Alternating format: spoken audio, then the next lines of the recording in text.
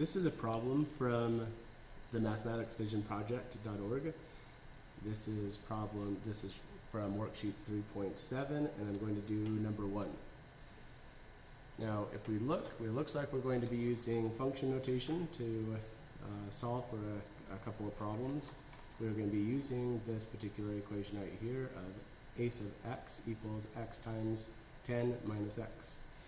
So what we do is when we see this ace of 3, well, this 3 right here, it really represents x. And you can see up here where we have ace of x, in parentheses, that x has now been replaced by a 3, implying that the 3 is the x. So I'm going to just rewrite this problem. So we have ace of 3 equals, and then I'm going to plug in this value of 3 in for x. So it equals 3 times 10 minus 3. And we could then do, well, since we're not isolating a variable, we're going to use order of operations. That gives me 3 times 10 minus 3 is going to give me 7. And then 3 times 7 is going to give me 21. So ace of 3 equals 21.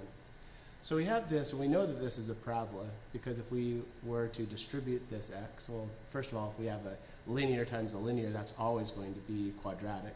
But we could also distribute this x right here and see that our highest order exponent, or the degree of our function, is x squared, and squared is quadratic. So I know this is going to be quadratic. It's going to be some u shape. But if I look at this x right here, well, if I distribute this x to this negative x, I get negative x squared, which is going to be a parabola that opens downward. So this ace of 3 equals 21 is literally a point on this parabola. And so if I were to look at, here's my Cartesian grid right here. So ace of 3, that's my x. So 1, 2, 3 to the right. And 21 units up, that would give me 1, 2, 3, 4, 5, 6, 7, 8, 9, 10. I guess we're going to have to do units of, so we're going to do units of 2. So this is going to be 2, 4, 6, 8, 10, 12, 14, 16, 18, 20, and then we have 20, well, there's our 21. So we have this point here. The units for our x in the x direction will be positive 1, 2, 3, 4, and so on. All right, so let's look at the next problem. So yeah, we literally have a point on our parabola right here. Let's look at the next one. We have ace of 4. And again, in parentheses, we have replaced the x with a 4, implying that the 4 is the x. So I'm going to replace, I have ace of 4 equals 4 times 10 minus 4. Order of operations, I have 4 times 10 minus 4, which is going to give me a 6. And then we have, so our ace of 4 equals 4 times 6, which is going to be 24. So when x is 4, this is a 4, my y is 24. So we have our 4 over and 24 up. So 4 over, that's 21, 22, 23, 24. We have a point right here. Let's continue. We have ace of 6.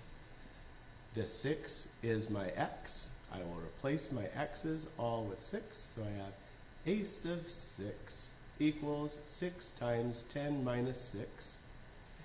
And that gives me 6 times 10 minus 6 is going to give me 4.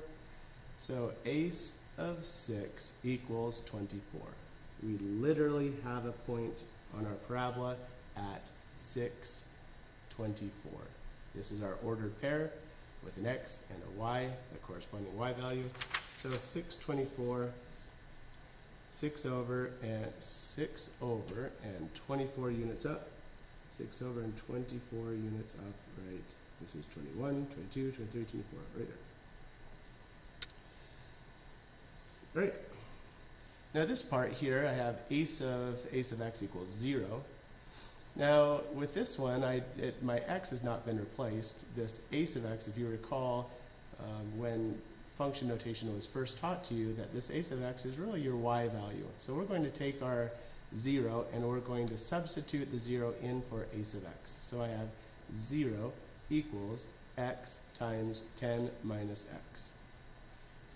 Now at this point, to solve for x, I'm going to think of some value for x that will give me 0 on the right hand side.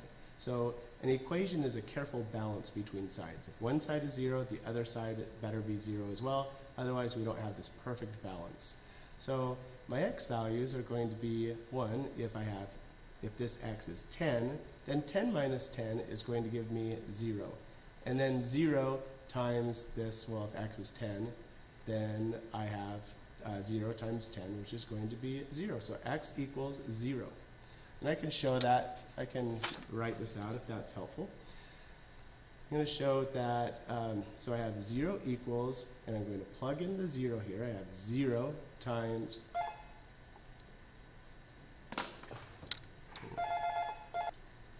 all right, so let's back up for a second. So I'm going to think of what are my x values that will give me 0 on the right hand side. So I have, I think I originally said 10. So we're going to plug in 10. I have 10 times 10 minus 10. And this 10 minus 10 is going to give me 0. So I have 10 times 0, which is going to give me 0. I have a proper equation where if one side equals 0, the other side also equals 0. So one of my solutions is 10. Now, my other solution is, well, 0, because if this x here is 0, then 0 times this quantity gives me 0 as well. So I have, let's plug this in, I have 0 equals 0 times 10 minus 0. And this 10 minus 0 gives me 10, but 0 times 10 is 0. So I still get 0 equals 0. I have this perfect balance that we call an equation. Now, so we have 10 and 0. Now, I don't know if you noticed this, but since my a sub x, or my y, is 0, then these are really x-intercepts. So I have these points here at 10, 0, and 0, 0. So for on my Cartesian grid, I have a point at 10. Oh, 10 is going to be over here somewhere. So let's do the 0. So I have a 0, 0. Point right here, and I also have another point at 10, 0. So this is 8, 9, 10. I have another point right here. So my Cartesian grid needed to be extended a little bit further. And there we go. Now, if we connect all these dots, I can already see the symmetry of my parabola right here and here. So that means that my line of symmetry needs to be right here. We could also find the average between 0 and 10, and the average between 0 and 10 is 5, so 5, that is going to be my line of symmetry. So we have a parabola that's going to look something like this.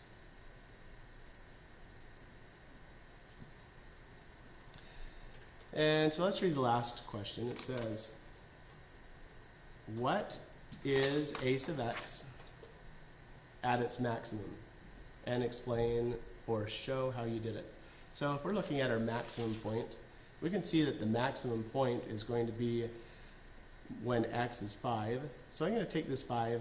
If my maximum point is at 5, when x is 5, I'm going to plug in 5 into my equation. I really want to know for my highest point what ace of 5 is. That will tell me my maximum point. So I'm going to take ace of 5, and that equals, I'm going to replace all my x's with 5, so I have 5 times 10 minus 5. 10 minus 5, order of operations, 10 minus 5 is 5, times this other 5, and 5 times 5 is 25. So I have ace of 5 equals 25. This is my maximum point. We have a point on the parabola at 5 over and 25 units up. At this point right here, we have 5 and 25. I hope that was helpful. I hope you have a wonderful day.